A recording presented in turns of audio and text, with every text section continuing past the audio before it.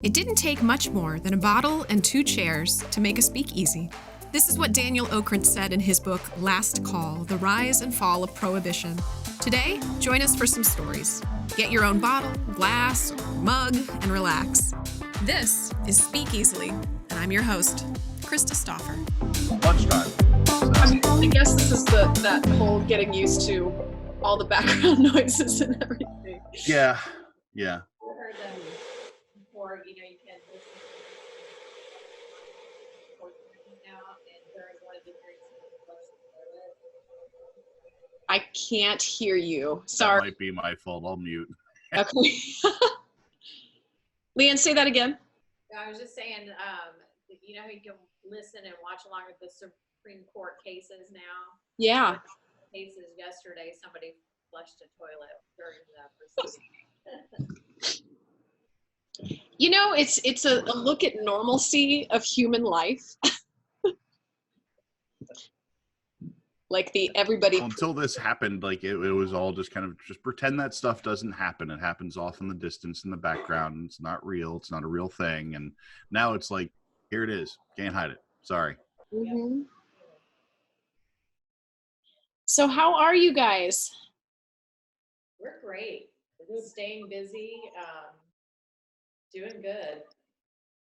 Worrying about all of our friends in the industry, but doing what we can to help them out. But yeah, we're great. That's good. And are you both still working then? Yes. Yeah. Okay. Yeah, we went to for our cocktail tour for the women and whiskey events that we do. We had to refund all of those tickets and cancel those events, obviously, but we both have day jobs, so it wasn't bad for us. Okay. Did you both work from home before this, or is this new? You did some things. I did for a while, and then I got an office over at Gravity because I'm a bit of a shut-in anyway, and I needed to get out. Like, I was not putting on clothes.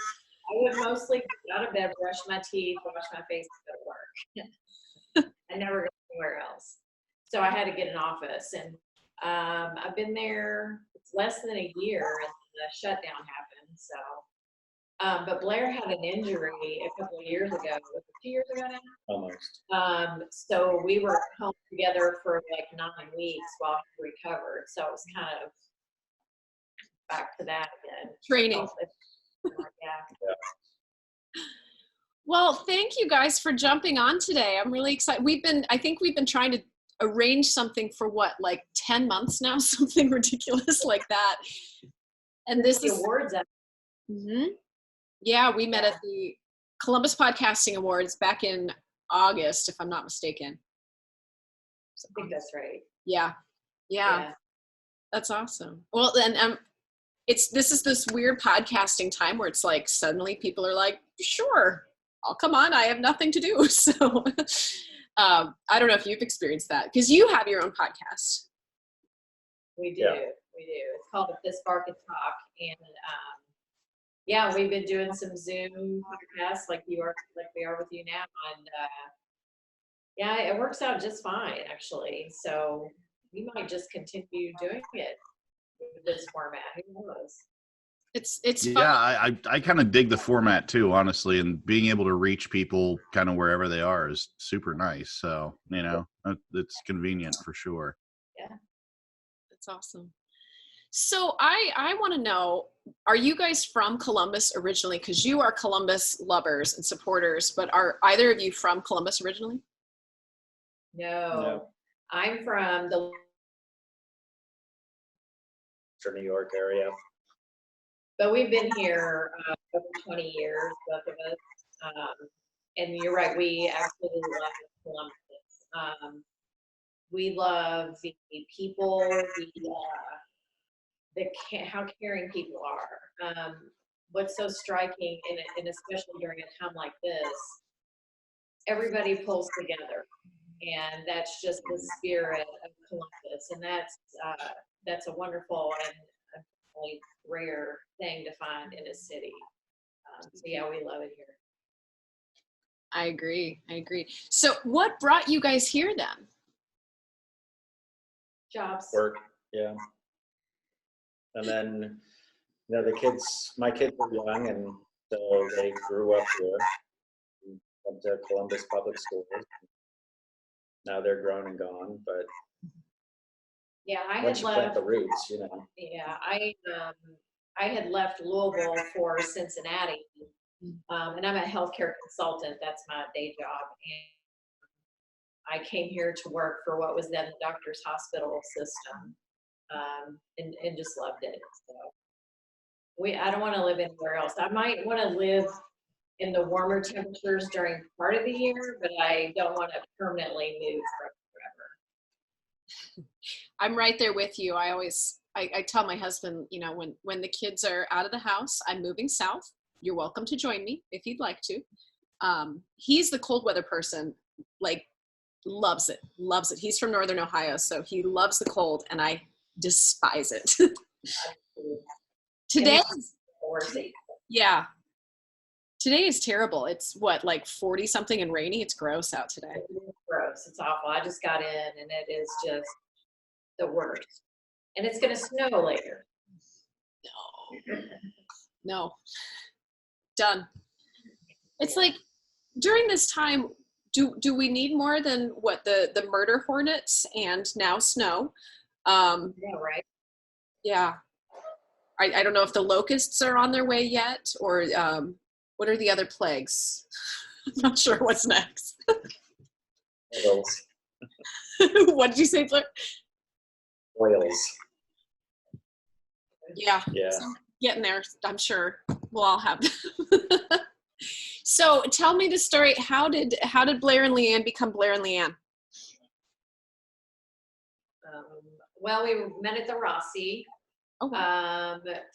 We both were regulars at the Rossi, but I called him a third shift regular, and I was a first shift regular. So I would go in like at 5 o'clock for dinner, and then I would be in bed by 8:30, which is the time that he would usually get there. So we were always missing each other.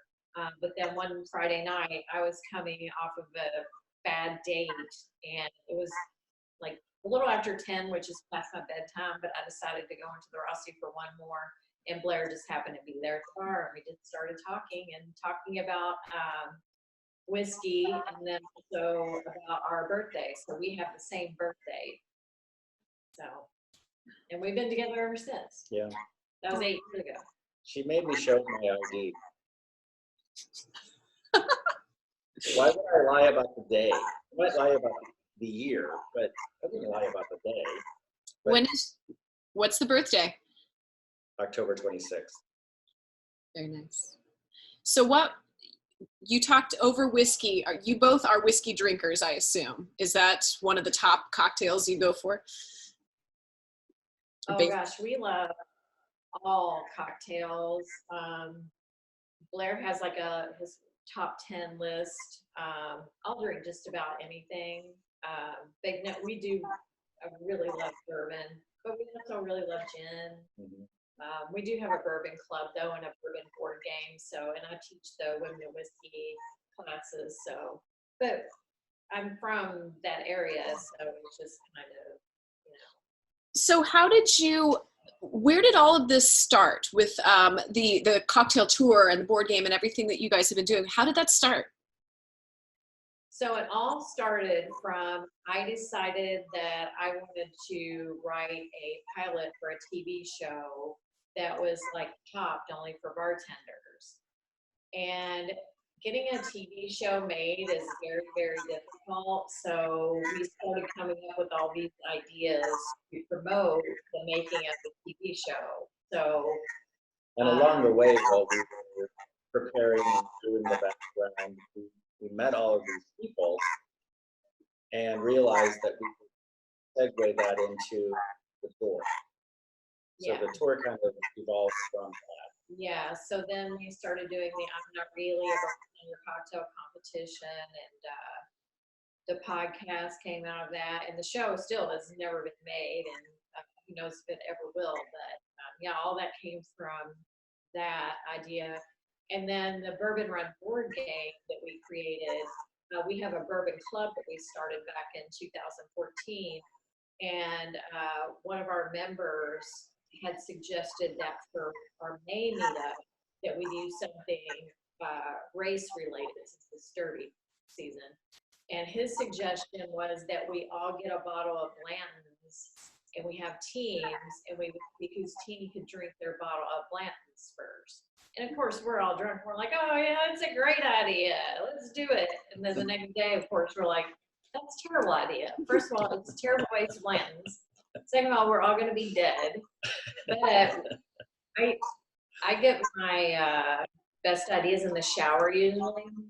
So I was thinking about that in the shower, and I thought, what if I made a board game that was like Churchill Downs, and it's a drinking game. Luckily, Blair is a really great graphic designer, so I drew it out on a piece of paper and said, hey, can you make this? And he was like, yes. So that's how that was born. But yeah, I have crazy ideas, and then he brings them to life. So we're a pretty good team that way. That's awesome. That's awesome. When you started, tell us about the tour. Like, I haven't been on it, which is now devastating, because I would go to any bar at this point, good or bad. I just want to go somewhere. But tell us about the cocktail tour and what the guests experience and how it all runs. Do you want to take that? Go ahead. So we like to say it's like being at the chef's table, but for cocktails. So we do 3 stops on each tour. They're all walking distance. So the bartenders make a drink for the guests, and as they're making it, they talk about the spirits they're using, the techniques they use, and the guests get to have that cocktail, and then they also get some snacks with it. So we do that at different stops. It's a lot of fun. You should come on a tour. I know. Can you make it happen soon? Uh-oh. We hope so. Yeah. As soon as we can, we'll start back up again. Yeah. It's a really fun way to promote the bars and to promote the amazing bartenders. We have an incredible craft cocktail culture here in Columbus, and really we want to highlight that, because we always hear about New York and Chicago and New Orleans and how they have such wonderful bartenders. We think ours are better. Mm-hmm. They're great. So, absolutely. Yeah.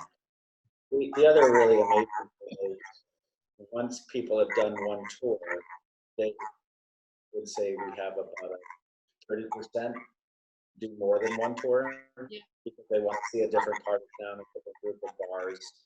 There are a couple who have done the same thing twice because they enjoyed it so much. Yeah. But what was how do you decide which bars to go to? I mean, I assume that you probably have to do your research, which I'm sure is challenging and hard to go and, try things. And I say this, but how do you decide, okay, let's do this place, or let's do the bartender here? And then how does the bartender figure out what they're going to make? so there are several criteria as far as like choosing the bars. We have to look at bars that not only have a great craft program, but have a bartender who is good, and has showmanship and has, personality and skills. And then connect that with 2 other places that are within walking distance. So having those 3 as a group, that helps us decide the areas that we go into. Once we do that, we never ever tell the bartenders what to do, what to make. We always get surprised, and they always floor us. They're awesome. That's cool. We became friends with Jesse Hubbard, kind of out of, I'm sure you guys know who Jesse is. I don't even know how it started, all through social media. I think he just liked the podcast. And then from there has just come, and I repeat exactly what you guys say. It's so cool to see a bartender who has personality and not only innovation, but just the desire to bring more to the table, because it's kind of an ongoing craft. I mean, I don't see it someday like, oh, there's no more cocktails we can make. We've done them all. No, they're all varieties of like a few classics, but no, they are so good at their craft, and they're constantly innovating and Super creative people, yeah. just using cocktail as their medium. Yeah, so to it's speak. really amazing. And now they're doing all the fat washing and all that kind of stuff, which I learned is actually an old technique that's being brought back. So just really cool. So I don't want to make you narrow down, but give me like your top 3 places in Columbus. I don't want to say one because that's not fair, but 3, No, even 3 is tough. that's just impossible. I mean, they're all, or some of your favorites. well, let's see. God, that's even so. Denmark, we love, of course. Mouton, Jesse's Bar, we love. Great Southern. Soul Sidebar, Soul Bar, Two Cruise, Yeah. The Bottle Shop. Giuseppe's Bar, Service Bar. Service Bar. I mean, they're all so good. They really Yeah. are.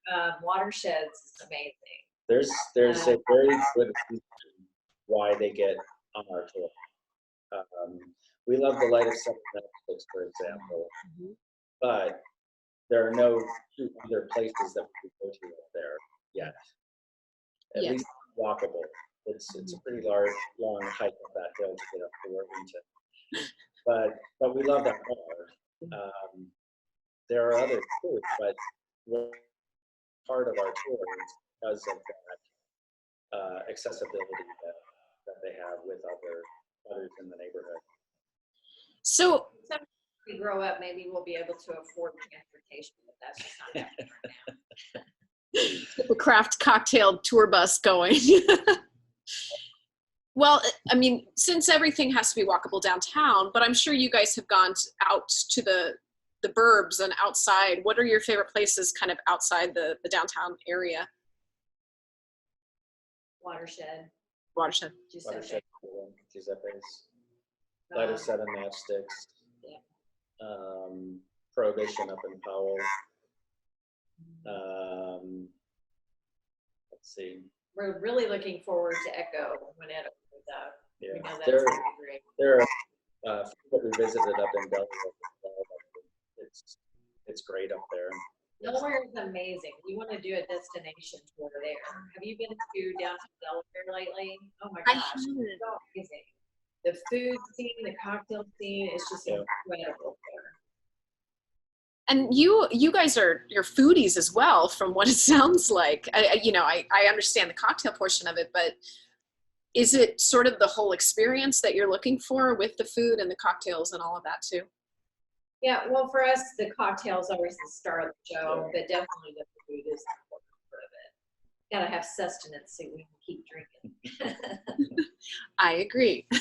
And I'm mostly a wine drinker, and I know that wine typically pairs with food, but I'm not as familiar with cocktails and food pairing. Is that a thing? It actually is.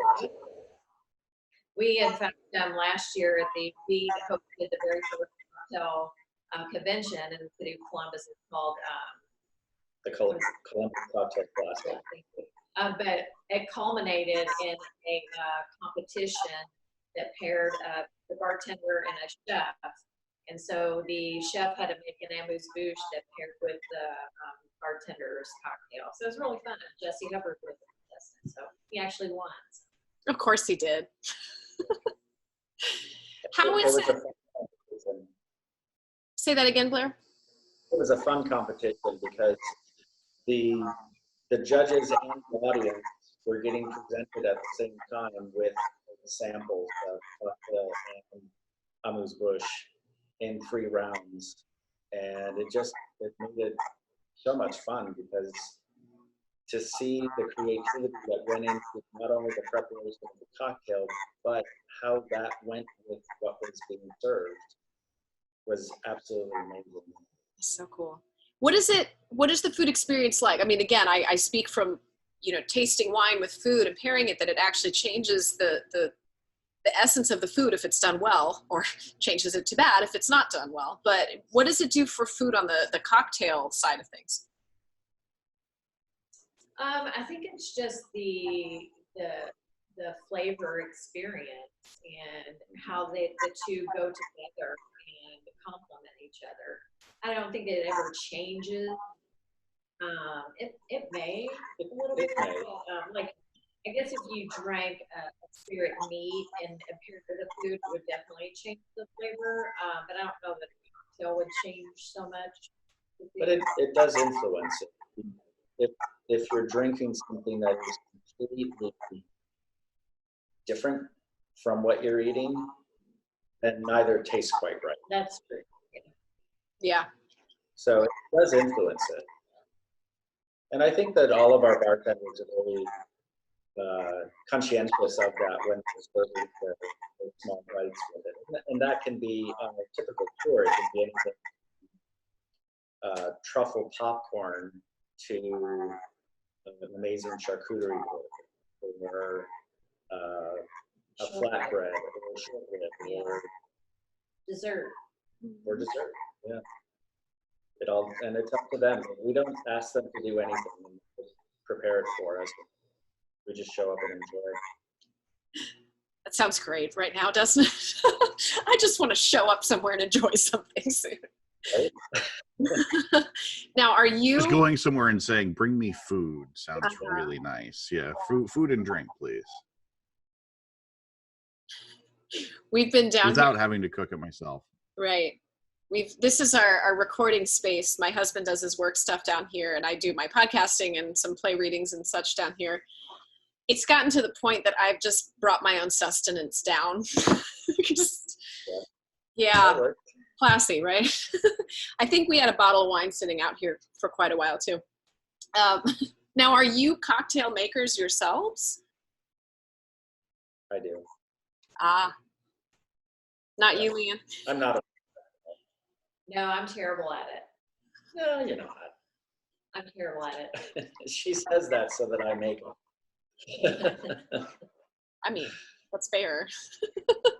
So what, Blair, I do all right. I'm no pro, but I do all right.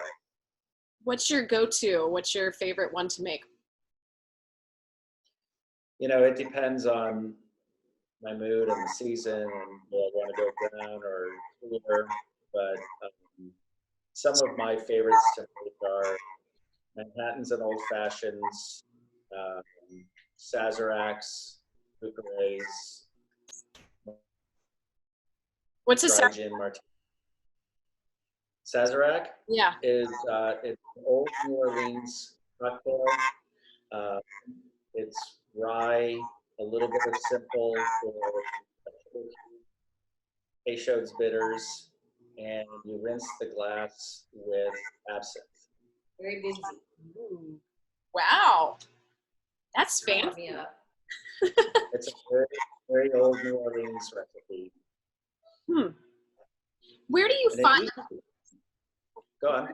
where do you find these? Like, where is it stuff that you've tried along the way and then you decide to try to make it yourself? Is that okay? Martini is easy. Everybody knows how to make a martini, and you just decide how. Pour in some gin, make it cold, stir it, add a little vermouth. It's easy. Or a lot of vermouth if you're me, Yeah. because I love vermouth. She does like hers full of vermouth. So And then just expanding on that and reading in books the same way the bartenders do. Learning by trying things, sitting at bars, watching them work.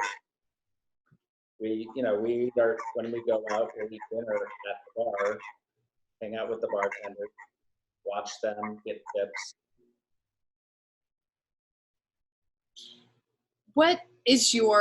what's the experience like with, can you tell how long a bartender has been doing their job or how experienced they are? Not always. No, because some of them haven't been doing it that long, but they're so into it that they just spend a ton of time perfecting their craft. We know some really young bartenders who are really Amazing. great, and they've done their first competitions now, and so they're just really fired up about learning more and No, it's hard to tell. I'm sure you've had bad experiences as well. You don't need to name the place, but what's the worst cocktail you've ever had? Shaking Manhattans is the worst thing you can do. If you Don't shake ever my do that. Manhattan, what do we say? Shake my maracas, shake my feathers, but don't shake my Manhattan ever. Ever. Remind me what all goes in a Manhattan. A Manhattan is 2 parts bourbon or rye to 1 part sweet vermouth, and then bitters. A couple of Okay. flashes of bitters, whether classically it would be with extra, but like at home I make it with Beavers Brothers old-fashioned bitters, and sometimes I'll add a couple of drops of Beavers Brothers cherry bitters. Or you can play with all sorts of bitters. That's like your spice rack.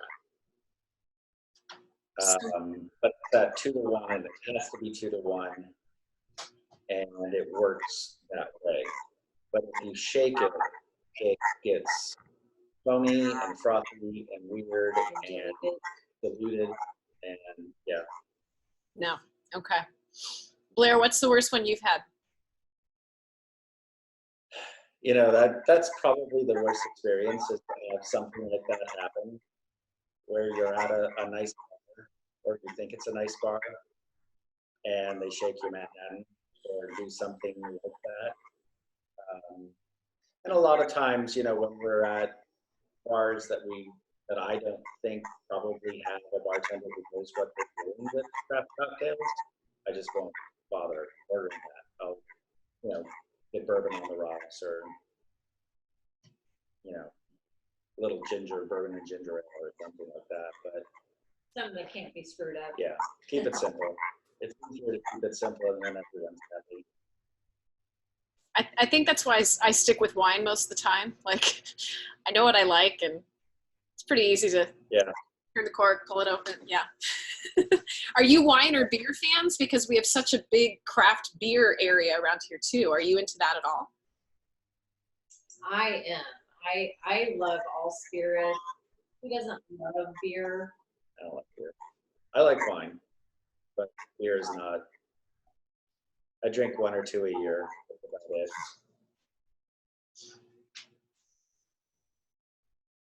So if somebody were brand new to wanting to try cocktails, asking for a friend, where do you start?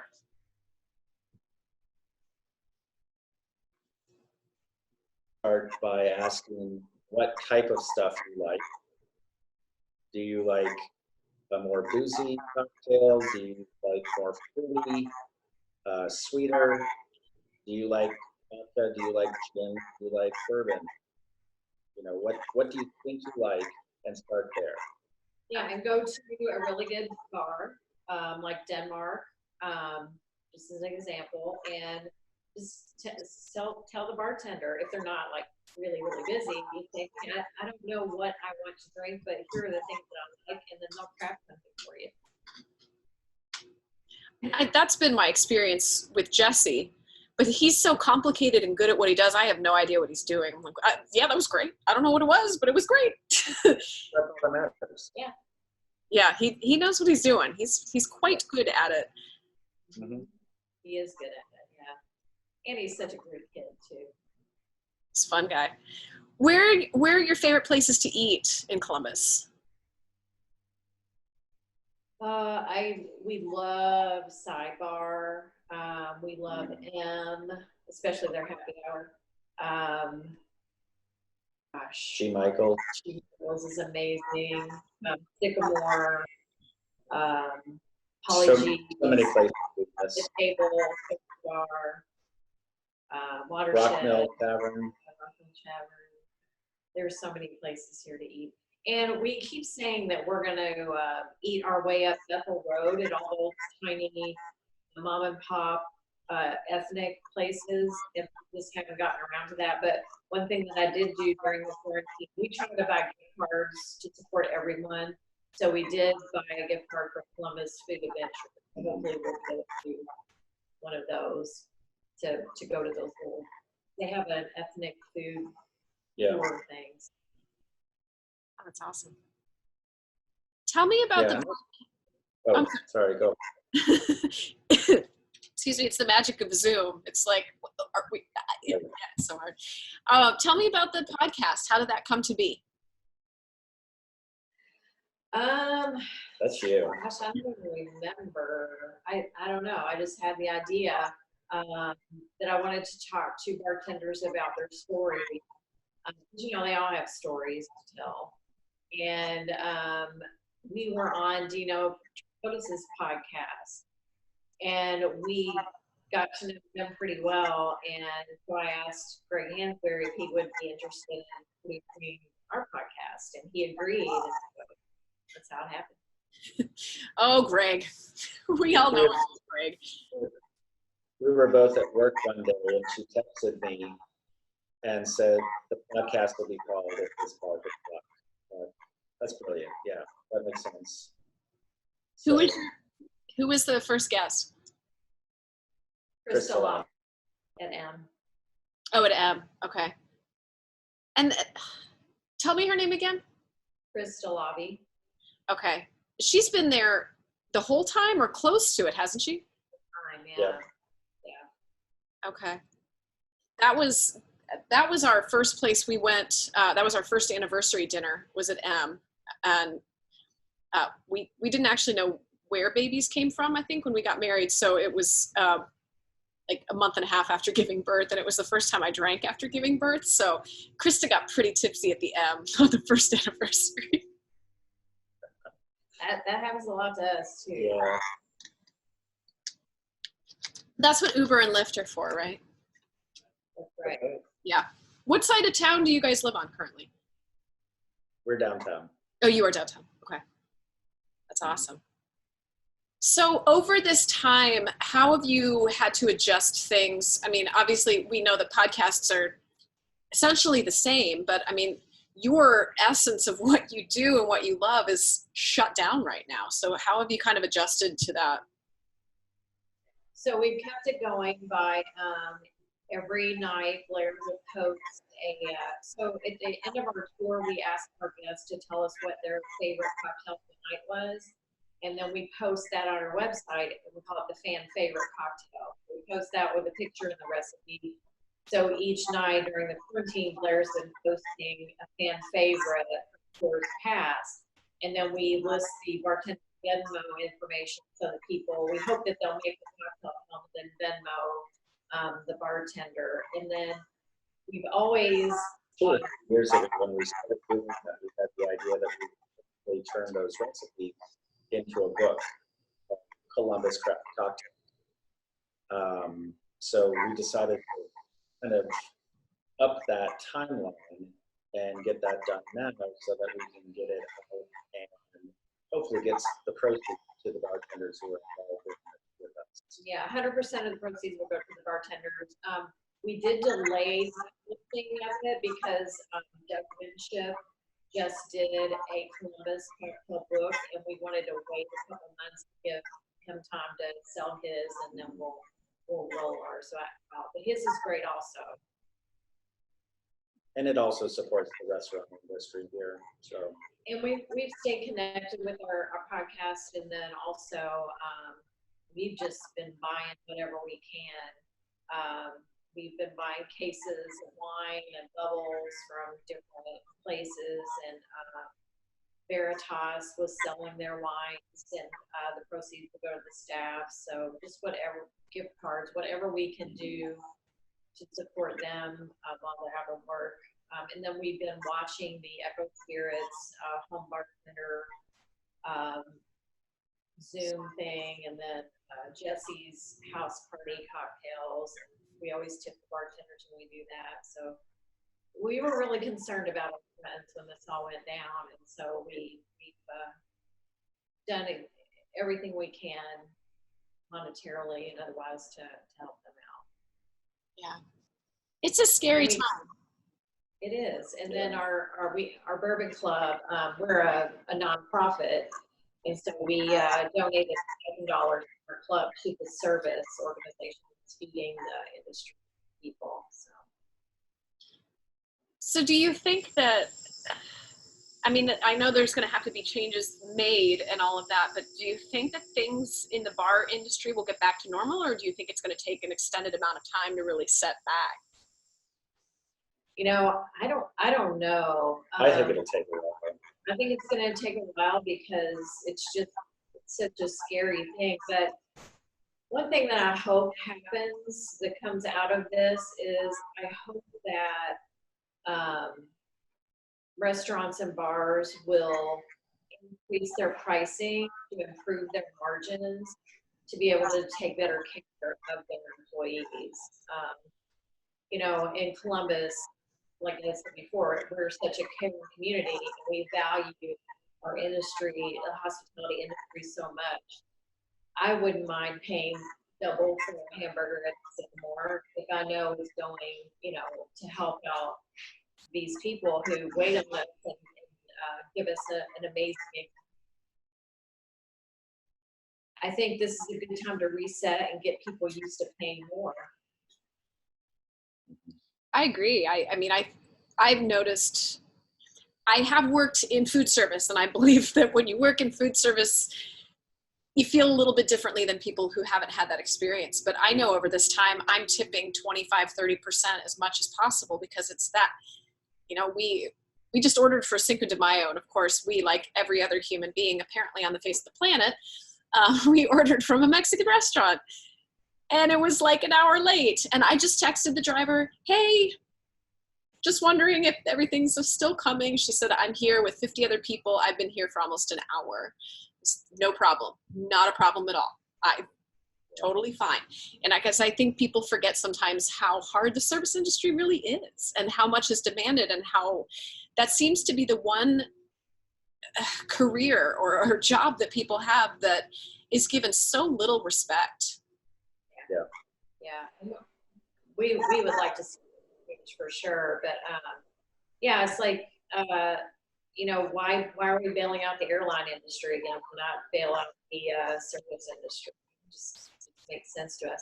And another thing that we've been doing, meaning Blair, we live in a condominium complex, and so we offer to pick up food for all of our residents. So we post a different restaurant each day, Monday through Friday, and then they place the orders and Blair goes and picks it up. And we did that for a couple of reasons. One, to support the restaurant, but also to keep less people from going out and, you know, possibly getting infected or infecting others. So. It's crazy. It's amazing how everybody's just, like you said, you know, Columbus just kind of bands together and steps up and takes care of each other, and it's amazing. Definitely. Yeah. It's so striking that whenever we talk to bartenders, they're concerned about other people. Mm-hmm. They're so selfless. It's just amazing. They're out of work. They don't know what's happening, what's next. But they're not concerned about themselves. They're concerned about others. And that is just a testament to the fact that they're in the service industry. Yeah. And it's, you know, that's so clear even when you visit the place. They are more concerned about you, and it's your experience, and it's not them being amazing at what they do, but you know, I understand it as the craft, like an actor, you know, you're putting your work on to make other people happy. Yep. That's so cool to see. So what other hobbies do you guys have? I mean, cocktails are a wonderful hobby, but what else do you guys do to fill your time? What do we do? We mostly just drink. Well, well, Blair is a cyclist, an avid cyclist. He's ridden Pelotonia every mile every year since it started.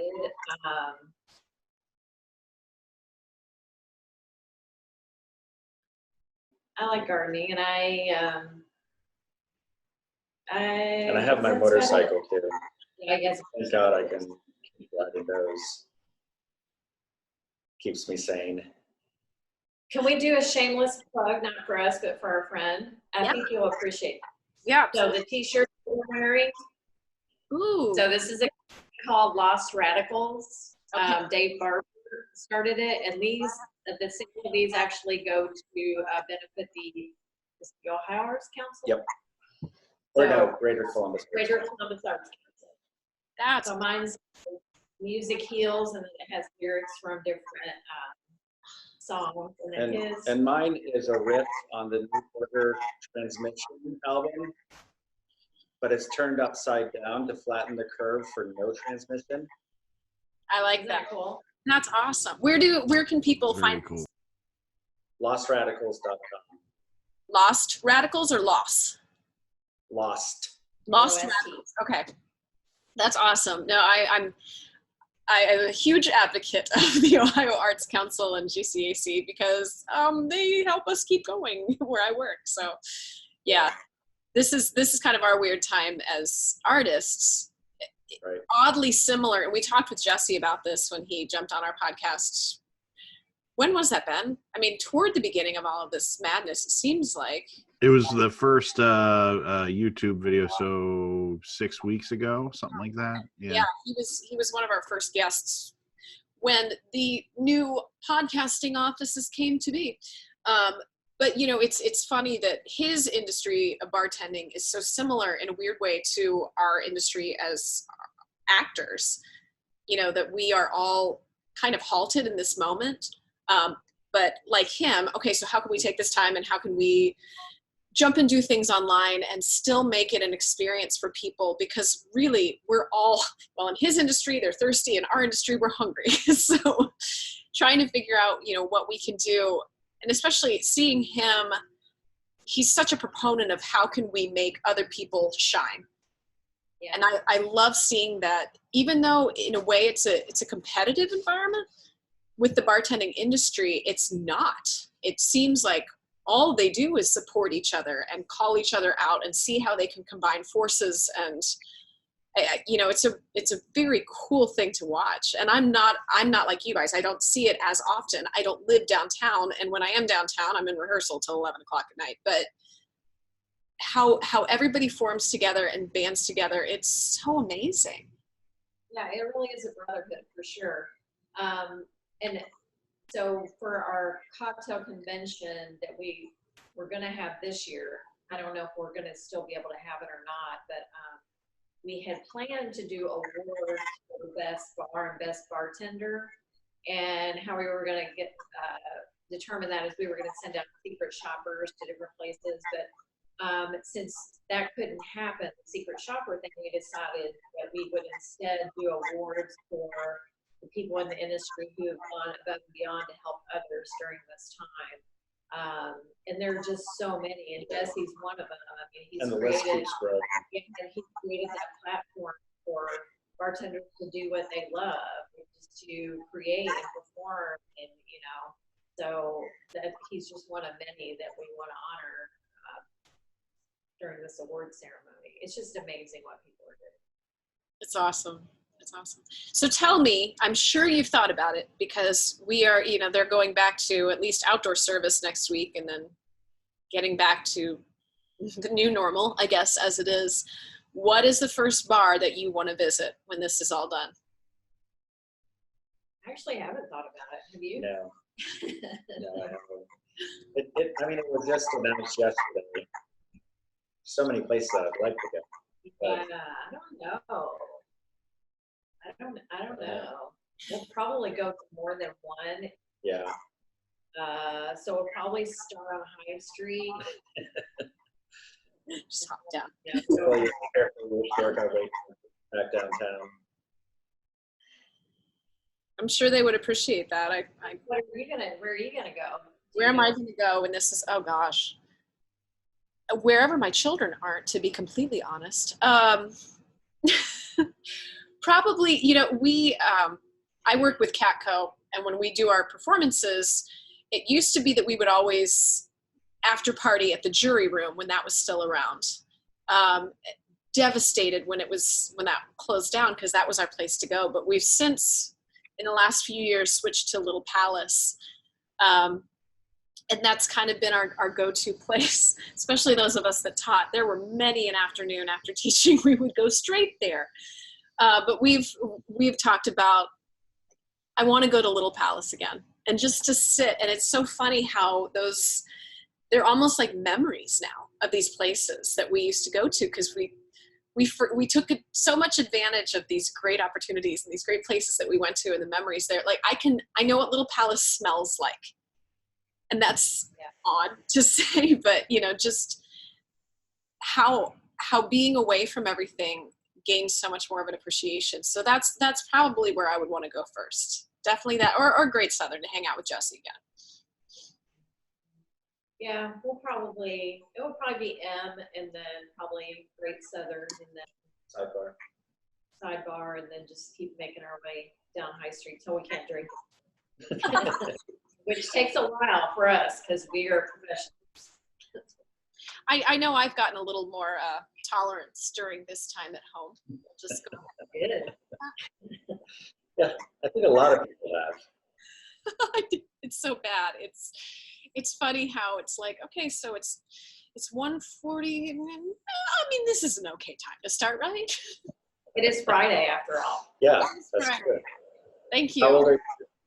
I have a 12-year-old and a 9-year-old. Okay. So they're older. Yeah. They're fine. They're fine. Yeah. It's once the school work is done, and this time. Yeah. You're fine. Mommy's drinking. Yeah. It's a little much lately, but in the same sense, it's like, seeing this continue, we're almost more concerned about what do we do now that school and the process of having this schedule is done. How are these kids going to fill their days now? Oh, great.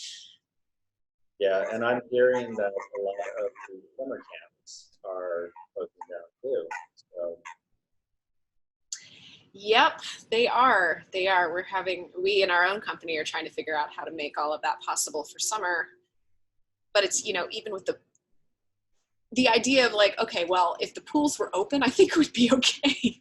Just throw them in the water and exhaust them. That's the whole point of summer. Yeah. Not this year. Yeah. Yeah. It's sad. Well, there's a big hill at Schiller Park. You could take them there and just have them run up and down the hill. Totally fine. Yes. Or that those metro trails out in Worthington. Yeah. I have been, so we got a puppy, a corn puppy, as most have. And I've been trying to make sure that our older dog is taken care of. And so I've been taking her on walks, and I think just because I have the time, they're getting longer and longer. We went 9.5 miles yesterday. Wow. Hence the glasses, because of all of the allergies out now. So I'm kind of like all day today, but it's so amazing to see so many people out. And I'm a big dork because I'm a huge extrovert, but to see at this point, all of these people moving out and about and around, and about 90% of them eye contact and smile. It's been really neat to see that we still really need each other. I may be far away from you. I may be getting off the path so that you can be further away from me, but people are still very friendly and very kind, and the random conversations with strangers has been great. And the DoorDash people that make sure to wave or say hi when they drop something off. Like, it's a darn good place here. I agree. Yeah. Well, tell us where we can find your podcast and keep in touch with you and know when the next craft cocktail tour is going to happen. Well, the craft cocktail tour, you go to columbuscraftcocktailtour.com, all spelled out. And there are links there to the podcast as well, which is If This Bar Can Talk, but you can stream that pretty much everywhere. And we're on Instagram and Facebook at CBus Craft Cocktail Tour. So that's probably the place that we're updating the most often is on Instagram and Facebook. And you can follow our daily recipes for some favorites there. And if you ever need an idea, just through there. You'll find some really great ones. That's awesome. Who knows when we'll get back to touring? Unfortunately. when it's safe and when everybody has their feet on the ground again too. And then if people want to support certain bars, I mean, they have, you talked about Venmo being set up. Is that a normal thing, or is that just sort of like that you are kind of making that opportunity possible for certain people at certain times? We've been doing that just to make sure that the bartenders who created the cocktails and the staff that are still furloughed have that opportunity to receive the tips. Yeah, so if anybody wants to tip their favorite bartender, they can just go on our Facebook page and Look for the scroll through cocktail. it. Yeah. The Venmo there. That's so cool. I love that. Then servicerelief.org is doing such a great thing with preparing meals for all the Christmas food. So we've been trying to support them as well. That's awesome. Well, guys, thank you so much for coming on. It was nice to finally hang out with you on computer screen forward. Glad it finally. You guys take care, stay healthy, and we'll see you. We'll share a drink. We will Yes. share a Yes. Yes, Sounds lovely. we will do that. Ben, do you want to close us out? Sure. Hey, thanks for tuning in. We really appreciate it. If you like what you hear, head on over to Facebook. Find us. That's kind of our primary landing page where we answer questions, take requests, that sort of thing. We do take requests. Krista will sing any song that you ask her to sing. Oh, So why not? you can shake your head all you want, but you'll do it. I know you will. Probably. And you can find us on Instagram, the usual suspects. We're on YouTube, which is that's going to launch on Fridays, and then Tuesdays is the actual audio only podcast. But thank you so much. And if you know somebody who might like the show, remember, sharing is caring, and be safe out there. Watch out for the bath salt zombies and those coronaviruses that are just roaming. So yeah, be safe. For sure. Thanks, Blair and Leigh. Bye, everybody. Bye. Thank you. Boxland Media. Think big.